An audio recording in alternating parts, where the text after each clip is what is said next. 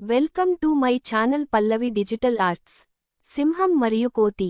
ఒక సుందరమైన అడవిలో ఒక పెద్ద సింహం రాజుగా రాజ్యం ఏలేది. సింహం బలవంతుడు మాత్రమే కాదు, చాలా మంచి హృదయం కలిగినవాడు కూడా. అందుకే అడవి జంతువులందరూ సింహాన్ని గౌరవించేవారు. ఒకరోజు అడవిలోకి ఒక చిన్న కోతి వచ్చింది. అది ఇంకా చిన్నదే, కానీ చాలా చురుకుగా ఉండేది. కోతి చెట్లమీదకు ఎగిరి ఆటలు ఆడేది, ఇతర జంతువులను ఆటపట్టించేది.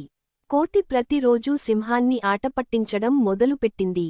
అది ఎప్పుడూ చెట్లపై నుంచి సింహం నడుస్తున్నప్పుడు ఆకులు వేస్తూ, అయ్యో, సింహం కూడా భయపడేనా అంటూ నవ్వేది. సింహం మాత్రం కోపం లేకుండా నవ్వుతూ, నీకు ఇంకా చిన్నతనం ఉంది.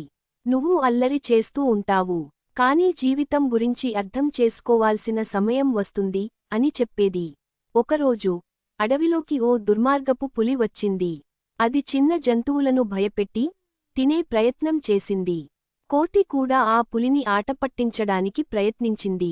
కాని ఈసారి ప్రయోజనం లేకుండా పోయింది. పులి కోపంగా, ఇప్పుడే నిన్ను పట్టుకుని తింటాను అని దూసుకొచ్చింది. కోతి భయపడిపోయింది. అది ఎక్కడికీ పారిపోలేకపోయింది. ఓహో, నేను చేసిన తప్పు వల్లే ఇలా జరిగింది అనుకుంటూ ఉండగానే సింహం అక్కడికి పరుగెత్తుకొచ్చింది.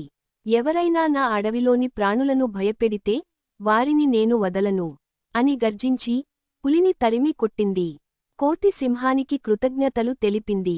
నన్ను క్షమించు సింహరాజా, నేను నిన్ను ఆటపట్టించాను, కాని నువ్వు మాత్రం నన్ను కాపాడావు. ఇకపై మంచి ప్రవర్తన కలిగి ఉంటాను అని చెప్పింది. ఆ రోజు నుండి కోతి తన అల్లరిని తగ్గించింది. ఇతరులను ఆటపట్టించడం కంటే వారితో స్నేహంగా ఉండటమే గొప్పదని అర్థం చేసుకుంది. సింహం కూడా నవ్వుతూ, బుద్ధి రావడం మంచిది, స్నేహమే నిజమైన బలం అని చెప్పింది. నీతి: ఇతరులను ఆటపట్టించడం కంటే వారిని గౌరవించటం మంచిది. నిజమైన స్నేహం ఎప్పుడూ మనకు సహాయపడుతుంది.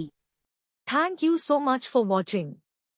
Please like, share and subscribe.